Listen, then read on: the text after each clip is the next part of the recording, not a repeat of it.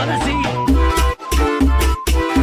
Tum, tum, tum, tum, tum. Fala galera, meu nome é Roberto, você está no Tá em Choque. E hoje a gente vai ter uma aulinha um pouco menos densa, né? Sem cálculo, sem coisa mais complexa. Porém, com um conteúdo muito importante para o avanço, tá? Que a gente vai sair da parte teórica e nós vamos para a parte prática. Só que antes disso, precisamos ter uma noção do que é a folha de dados do componente, ou também chamado de datasheet. Fica entre nós. Eu tenho certeza que quando você compra um produto novo, a primeira coisa que você faz não é abrir o produto e mexer nele. É ler o manual de instrução. Eu tenho certeza que você faz isso. Mentira, né? Eu mesmo não faço. Eu pego um celular novo e vou sair fuçando. Não vou ler o manual de instrução. Porém, para eletrônica, elétrica e qualquer outra coisa, é importante que nós tenhamos esse conhecimento sobre o manual de instruções desse componente. E o manual, ele é chamado de datasheet, do inglês, ou então folha de dados. Olha só, eu estou aqui no Wikipedia, nessa página, e eu vou detalhar daqui a pouco por quê. Vamos pegar, por exemplo, esse chip aqui. O que é o chip? O chip nada mais é do que um circuito eletrônico miniaturizado. Ele vai estar dentro desse corpo preto aqui. Esse daqui é uma massa de epóxi, tá? Um tipo de resina plástica. E dentro dele você vai ter toda a circuitaria eletrônica ali e você só tem acesso aos pinos externos. Perceba o seguinte, você tem um nomezinho aqui, né, uma sequência de letras e números, que por enquanto você não entende o que é. Você tem um rasguinho aqui, ó, não passante, e você tem um furinho aqui, tá? E o que isso significa? A primeiro modo você fala, nada, isso daqui não é nada, é só eu pegar e sair ligando. Então se isso daqui eu acho que é uma porta lógica, então nesse primeiro pino aqui, onde eu estou apontando com a lupinha, nesse primeiro pino eu posso falar, deve ser, sei lá, a porta de entrada de uma end, por exemplo. O outro aqui deve ser a saída dessa end, esse outro pino aqui ele deve ser a segunda porta de entrada. Talvez esse daqui seja alimentação positiva.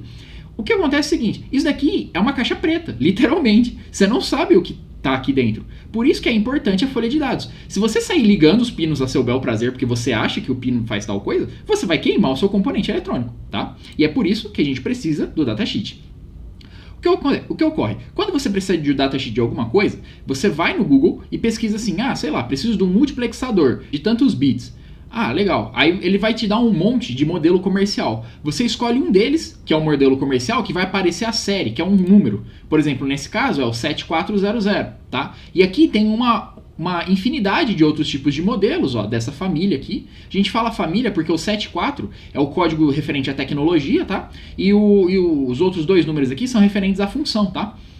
Você vai ver que tem um monte aqui. Aí você procura, ele vai dar lá a folha de dados, o datasheet, você escolhe de um fabricante qualquer, de preferência o fabricante que está indicando aqui na frente, esse SN, ou LM, ou LS, vai aparecer diversos códigos aqui na frente. Eles são referidos ao fabricante, tá? Então você tem que procurar mais ou menos nisso. Lógico, eles seguem um padrão, mas ocorre de às vezes não ter certos padrões acabarem mudando um pouco, tá? Isso ocorre mais para CIs mais antigos, tá? CIs ou circuito integrado ou chip é a mesma nomenclatura, tá bom?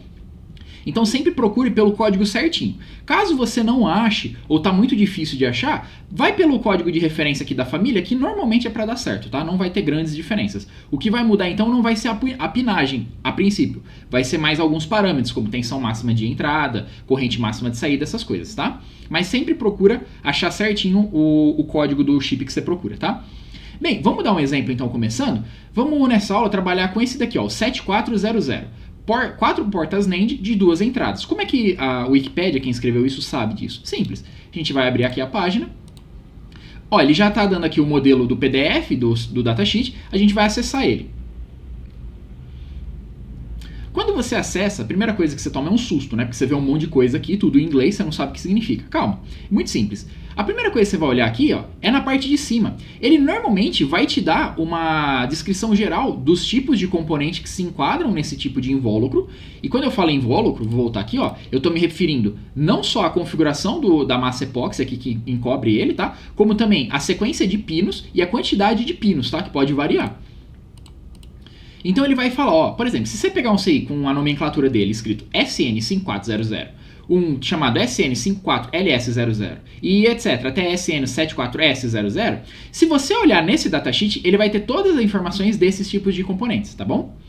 Porém, é como eu disse para vocês, pode haver variações. Olha só, aqui ele está dando uma descrição e aqui está falando, ó, o SN5400 se enquadra, por exemplo, nessa categoria de pinagem. Já o SN5400 em outro modelo tem o pacote J e o pacote W.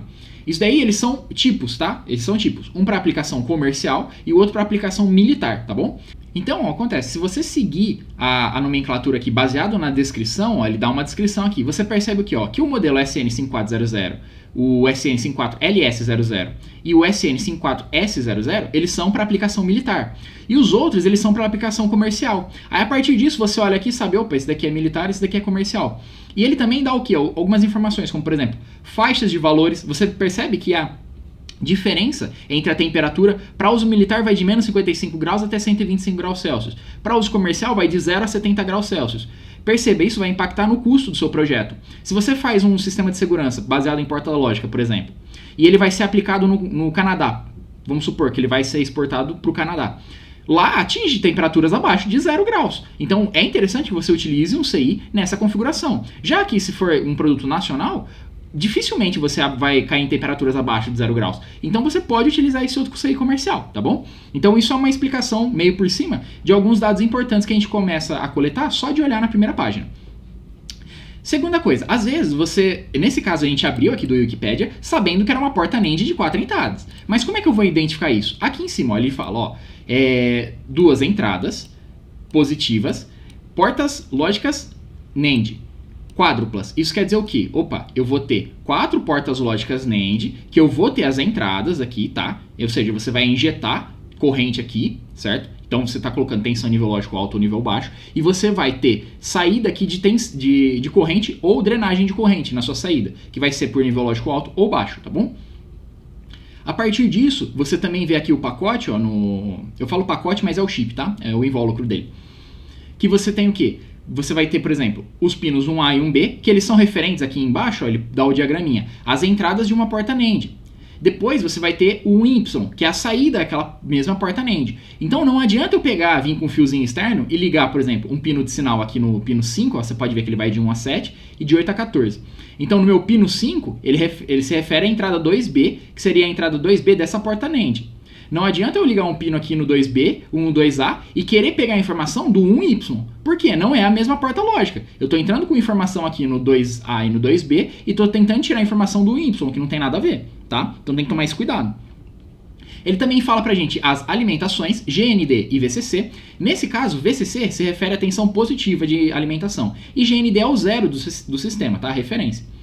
A sequência de pinos ela é meio que padrão, mas é sempre bom olhar no datasheet para nunca ter nenhum problema. A sequência de pinos normalmente para esse tipo de invólucro, que é o chamado DIP, você pode ver ó, que ele tem esses pininhos que o pessoal chama de perninha, né? Parece realmente um inseto isso daqui. É porque ele serve para você encaixar na protoboard, e aí eu vou mostrar mais para frente em outras aulas o que é a protoboard, a gente vai usar ela. E também ele serve para você soldar. Então ele é um método, é um tipo de componente que você tem que furar a sua placa eletrônica e você encaixa ele e no outro lado você solda, tá? Ele é um tipo de componente. E esse tipo de invólucro ele é chamado de DIP. A gente tem um invólucro SMD também, que é dado por essa imagem aqui. O SMD é aquela tecnologia mais nova que fica menor o invólucro, só que a soldagem ela é feita na mesma face onde está sendo posicionado o seu chip. Então você não precisa furar a placa, tá? Normalmente é mais difícil de você fazer na mão isso. E como para nossos estudos é mais fácil a gente utilizar esse tipo de invólucro, porque ele é feito para ser utilizado em protoboard, por exemplo, então nós vamos focar neles, tá? Mas é a mesma lógica de análise se algum dia você for usar um SMD, tá bom? Então perceba, a sequência, ela normalmente de pinagem, ela vai no sentido anti-horário, tá? Então você começa 1, 2, 3, 4, 5, 6, 7, 8, 9, 10, 11, 12, 13, 14, tá bom? E aí você tem diferenças entre os tipos de CI. Por exemplo, esse daqui, que é um modelo, ele tem a entrada 1A, 1B e a saída 1Y.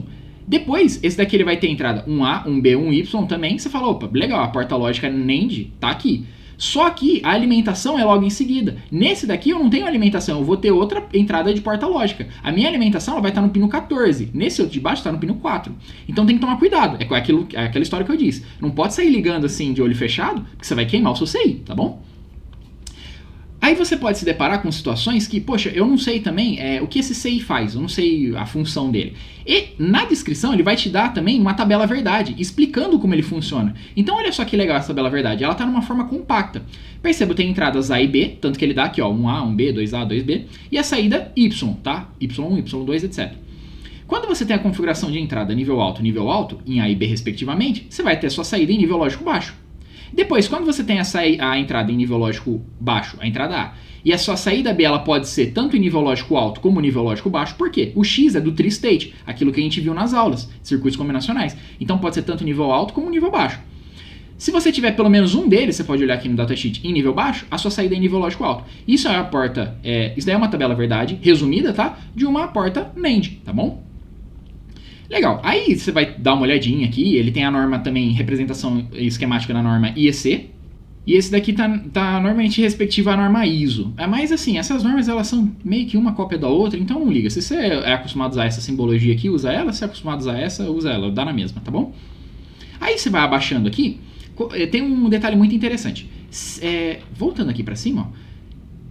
Esse CI, a última revisão que foi feita dele foi em março de 1988. Ele é um CI extremamente antigo, só que até hoje é utilizado, porque ele é bom, ele funciona e atende bem às nossas aplicações. Então, como é uma tecnologia antiga, o pessoal já estudou ele. É meio que padrão, sabe? O esquemático elétrico, os componentes que vão aqui. Então, o próprio fabricante acaba deixando aqui para você. Você pode procurar na internet, e a gente não vai entrar no foco disso nesse curso, seria mais de circuitos eletrônicos. Como é que você faz portas lógicas a partir de transistores e diodos? A questão é que, apesar da teoria ser legalzinha e o pessoal ter umas aulas legais na internet, não é bem daquela forma que você tem que atuar. Por quê? Você tem limitações com relação à tensão e corrente no seu circuito.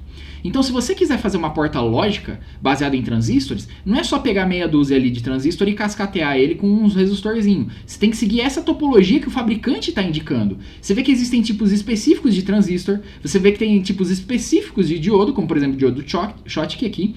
Existem valores já calculados aqui para todo o circuito, então não é um negócio tão simples, tá? Por quê? Porque esse tipo de circuito, ele tem uma resistência sobre a corrente, sobre a tensão, ele trabalha com certos níveis lógicos bem definidos, tá bom? Então, se você quiser fazer um esqueminha ali para você brincar e você vê alguma coisa na internet, vou montar uma porta lógica com transistor. Dá para você fazer, não tá errado. Só que se você quiser fazer algo realmente mais, para uma aplicação mais séria, algo mais prático, aí você vai ter que utilizar esse tipo de diagrama aqui que está representado, tá bom? E não são todas as tecnologias que tem esse diagrama, pra você ter uma ideia. Porque tem algumas que são segredo industrial, então eles não disponibilizam, tá? Bem, continuando então aqui o datasheet, a gente está na segunda página, olha só quanta informação a gente consegue. Nós já temos alguns dados importantes, ó. A tensão de alimentação. Ele fala aqui que uma tensão de alimentação mais ou menos razoável, ali, máxima, é de 7 volts. Dependendo do CI, você pode encontrar de 3 a 15 volts de alimentação. Esse daqui ele fala o quê? Opa, ó, máximo ali 7 volts, senão você vai explodir o bichinho. Isso tensão de alimentação, tá? Aí, ó, tensão de entrada. Isso quer dizer o quê? Para você definir o seu nível lógico alto na sua entrada do seu componente. 5.5 volts é o máximo que você pode colocar ali. Se você colocar 7 volts na sua tensão de entrada da porta lógica, você vai queimar ela, tá? E aqui fala também os invólucros que suportam isso. Isso daqui é referente às terminações desses daqui, ó. Se você voltar aqui, ó, você vai ver a descrição deles tudo aqui, tá? E esse daqui, esse outro, com essa terminação aqui, LS00, ele vai suportar até 7 volts também, tá? De entrada na porta lógica. Aqui fala das temperaturas de operações, tá? E tudo você perceba, tá? Ele tem a descrição aqui baseada no código do chip. Beleza, agora a gente vai entrar na parte mais importante e eu peço que você preste atenção. Isso daqui causa muita confusão, que é o seguinte. Tensão de alimentação. Aparece o CI e aparece os modelos dele e as condições de valor nominal. Você vai ver aqui, ó, recomendações para condições de operação, condições de operações nominais, tá? Você sempre vai estar trabalhando com ele naquela faixa. Então vamos supor que vamos trabalhar com o 7400, tá? A mesma lógica que se aplica aqui do lado, é só olhar a tabela. Você vai olhar aqui, ó, VCC, Supply Voltage, ou seja, tensão de alimentação. Você pode ter um mínimo de 4.75 até 5.25 volts. O ideal é que você aplique 5 volts. Tensão de entrada em nível alto. O Izinho em minúsculo aqui, ele indica input. E o Ozinho, ele significa output, ou seja, saída. E o outro, entrada. High é H, ou seja, nível lógico alto. Low é L, nível lógico baixo, tá? Então, se eu tenho V e H, eu estou falando da tensão, já que V é de tensão e Izão é de corrente, a tensão de entrada em nível lógico alto. Então, se eu quero que o meu chip ele entenda que eu estou enviando nível lógico alto para ele na entrada da porta lógica, quanto de tensão que eu tenho que aplicar? 2 volts, mínimo. Por quê? Porque o mínimo para eu fazer com que ele entenda que é nível lógico alto é 2 volts. Se eu aplicar 2.3, 3, 4, 5, até o máximo que ele fala aqui, 5.25 no máximo. Não vamos passar a tensão de alimentação por questão de segurança. Aqui fala, ó, pode ir até 7 volts. Pode, mas vamos evitar, né? Vamos até 5 ali. Então, de 2 até 5 volts, você consegue fazer com que a sua porta lógica entenda que é nível lógico alto. Porém, se eu tiver 1.9 volts, ele não vai entender. E aí, como é que eu faço então? Quer dizer que ele vai entender nível lógico baixo? Calma lá, a gente tem que ver qual que é a tensão de entrada para nível lógico baixo, o V e L. Ele fala que é 0,8 máximo. Por quê? A minha tensão em nível lógico baixo é de 0 até 0,8 volts. Então, olha só, se eu tiver 0, 0.1, 0.2, 0.7, 0.8, beleza, nível lógico baixo. 0.9, ele não vai entender mais que é nível lógico baixo. Ah, então ele vai entender que é nível lógico alto. Não, porque olha só, aqui fala que é 2. Então você tem uma região onde você está num estado, digamos assim, proibido. É uma região de transição entre nível lógico alto e nível lógico baixo. Na próxima aula eu vou explicar para vocês sobre o Schmitt Trigger. Vou revisar, na verdade, porque eu já dei uma explicada na aula de multivibradores, tá? Mas o Schmitt Trigger, ele trabalha com esse problema aqui. Porque essa região instável, se você jogar tensão, por exemplo, na entrada de 1,5 volt, ele não vai saber nem se é nível lógico alto, nem nível lógico baixo, e ele vai assumir qualquer coisa. Aí fica Deus dará, entende? E aí pode causar todo um problema na sua lógica, tá bom? Então você sempre tem que respeitar essas condições aqui mínimas e máximas para você trabalhar com tensão nível de entrada em nível lógico alto e tensão de entrada de nível lógico baixo, tá bom? Então, dada essa condição, o que a gente sabe agora? A gente sabe a tensão para alimentar o nosso chip, a gente sabe as tensões que vão definir, opa, ele é nível lógico alto, opa, ele é nível lógico baixo, na entrada. E agora a gente tem que ter o quê? As correntes que eu posso admitir na minha entrada do meu chip como na saída. Perceba, gente. Vou olhar aqui o esqueminha eletrônico para vocês terem uma ideia. A e B são as entradas. Perceba que eu tenho transistores, aqui eu tenho diodos. Eles têm um valor máximo que eles vão suportar de corrente. A mesma coisa aqui na minha saída Y vai ter um valor máximo de corrente que vai suportar isso daqui, tá? Então, olhando aqui o diagrama da porta lógica, eu tenho que verificar qual que é a corrente que vai entrar aqui na minha porta lógica quando está em nível lógico alto e quando está em nível lógico baixo. A mesma coisa na saída. Qual que vai ser a corrente que ela sai dela ou entra, tá? Isso é um detalhe importante. Quando está em nível lógico alto ou nível lógico baixo, tá? Então, isso é uma das características. Então, vamos dar uma olhadinha aqui, ó, nesses valores, tá? O importante é você se atentar mais ao módulo, tá bom? Porque é isso que vai determinar o nosso componente se ele vai pifar, se ele vai estar funcionando bem ou não, tá? Então, olha só. I é de corrente, O é de output, saída, e H é de nível lógico alto, high. Então eu tenho a corrente de saída em nível lógico alto. Qual que é o valor máximo que eu posso admitir? Menos 0,4 miliamperes. Miliamperes. Então 0,4 miliampere.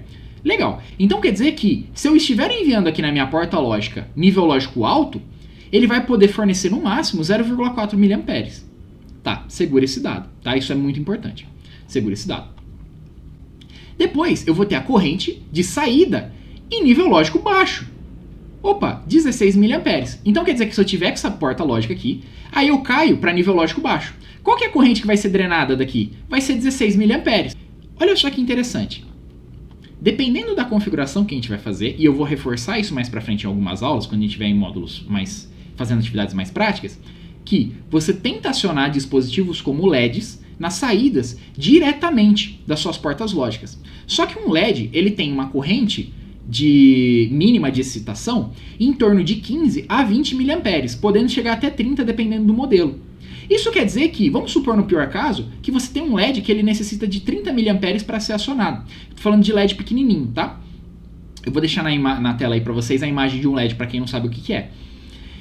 Então, olha só, se eu vou acionar esse meu LED e ele requer 30 miliamperes, então eu não posso acionar direto na saída da minha porta lógica. Por quê? Porque se eu acionar ele com um nível lógico alto, eu vou estar só fornecendo 0,4 miliamperes. E se eu estiver acionando ele em nível lógico baixo, eu vou estar acionando só com 16 miliamperes. Então eu vou estar sobrecarregando a minha porta lógica, porque ela vai tentar dar um jeito de, opa, o máximo que eu posso fornecer é isso, só que a minha carga requer 30. Então eu vou ter que dar um jeito de pegar outros 29,6 mA e jogar lá na minha carga. Então você vai ter uma sobrecorrente passando ali na sua saída. Ou se o dispositivo ele tiver uma proteção contra a sobrecorrente, você não vai conseguir acionar o seu LED. E aí você vai achar que sua lógica está errada, porque visualmente a luzinha que acende do LED é a forma que a gente tem para ver se a lógica está funcionando, tá bom? Então, é esse detalhe que você tem que tomar cuidado, para você não queimar o seu chip, né, nesses parâmetros de corrente de saída. Aí, se você já manja um pouquinho de eletrônica, você vai falar assim para mim, Roberto, o que você tá falando é mentira, cara. Eu vou lá no técnico, ou na faculdade, eu pego na minha bancadinha, monto a porta lógica e eu consigo acionar diretamente um LED com nível lógico alto aqui. Você tá falando que ele só me fornece 0,4 mA, só que eu tô acionando um LED lá vermelhinho de 20 mA, por exemplo, e ele tá acionando legalzinho. Aí que tá, eu vou mostrar uma outra coisa bem interessante para você. Existe um parâmetro que ele é oculto aqui, que eu tive uma certa dificuldade para encontrar isso na internet, que é esse iOS, que é a corrente de curto-circuito da saída do seu chip. E é essa corrente que a gente... Eu acho que quando o fabricante fez isso, ele imaginou que o pessoal ia dar essa mancada de querer ligar o negócio diretamente num LED, por exemplo. Então eles meio que projetaram já o circuito e falaram assim, se você estiver trabalhando na sua tensão de alimentação máxima, ali, 5 volts, tá? E aí você quer acionar uma carga. Só que essa carga ela vai dar a condição de curto-circuito. A condição de curto-circuito, gente, não quer dizer que vai explodir tudo, não. É só quando você ultrapassa os limites de corrente que você necessita no seu circuito, ou que ele pode aturar. Então isso aí depende de um tempo. Dependendo do tempo, o curto-circuito pode vir a ser danoso e também depende da intensidade dele, tá bom? Então olha só. Se você estiver na sua tensão máxima de operação e você estiver ali na sua corrente de curto-circuito máximo, caso você queira acionar, ela vai variar de menos 18 até menos 55 miliamperes. E o LED, ele vai estar nessa faixa. Ele vai trabalhar em 20, 30 miliamperes. Então isso quer dizer o quê? Opa, eu vou conseguir sim acionar o meu LED. A questão é que como você está trabalhando com uma corrente de curto-circuito, que está passando pela saída da sua porta lógica, o que vai acontecer? Vai começar a desgastar os componentes que estão aqui mais prematuramente. Então olha só, esse transistor e esse diodo que estão aqui, eles vão começar a perder a eficiência deles e com o tempo eles vão acabar perdendo as características de semicondutor deles mais rápido que o resto do circuito. Isso quer dizer que você vai diminuir a vida útil deles. Você também vai causar aquecimento, ou seja, você vai acabar dissipando mais potência do que você precisa. Então você acaba tendo desvantagens. Lógico, para uma aplicação didática, que nem a nossa, que é, vamos ver um circuitinho se ele funciona, a lógica, etc. Pode utilizar, não tem problema. A questão é que se você for fazer algo mais profissional, algo voltado ao trabalho, então você necessariamente precisa fazer um dispositivo de interface, que pegue esse sinal que está saindo aqui da porta lógica, amplie ele e leve para o seu atuador, que nesse caso é o LED. E que dispositivo que faz isso? O buffer, como eu expliquei para vocês no começo do módulo, tá bom? Então, eu vou ligar aqui o negócio, ele vai explodir. Não necessariamente. Você tem que olhar esses parâmetros. Veja só, eu estou trabalhando com a Texas Instruments nesse caso. Eu vou aqui para um outro datasheet que é da FireShield. Nesse daqui, ele deixa mais claro isso, Short Circuit Output Current. iOS, aqui é a mesma coisa. Aí ele fala, nesse caso vai de menos 20 até menos 100 mA. Se você olhar a revisão dele, ele é de março de 2000. Ou seja, ainda é bem antigo esse aí. Só que enquanto que o outro tem 40 anos de idade, esse da FireShield tem 20. Então assim, a tecnologia melhorou um pouco, tá? Nesse daqui você pode ver, que ele não dá o diagrama elétrico. Olha que interessante. Ele dá as dimensões do componente e tudo mais, só que ele não tá te dando o diagrama elétrico, tá?